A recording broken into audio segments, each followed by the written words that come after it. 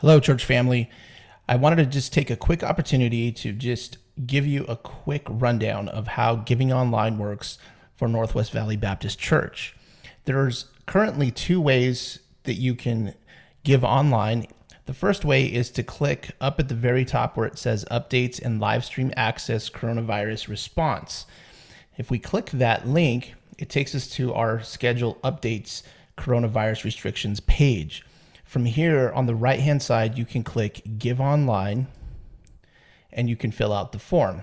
However, there's also a second method to get to that same exact form by clicking on the Resources menu item at the top and then click Tithes and Offerings. And as I've already mentioned, this is the same exact form.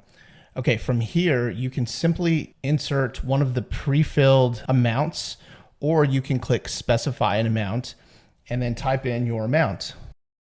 Next, if you're going to be giving to building fund or missions fund or anything else other than general fund, then you'll want to fill in this box here. All you'll have to do is just enter the amount that you'd like to give and the specific designation. For example, we could say $50 for general, $50 for missions, and $50 for building fund. Your next option here is to make this donation every month. This is a recurring option.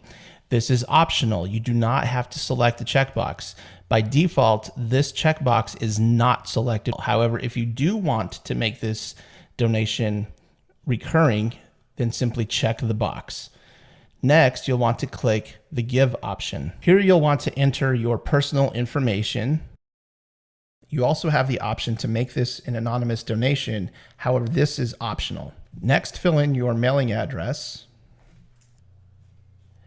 And lastly, click Give. You'll notice that you are taken to a different website, which is PayPal.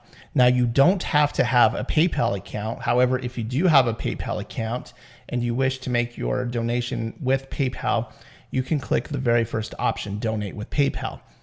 If you'd like to make a donation with your debit or credit card, simply click the second option.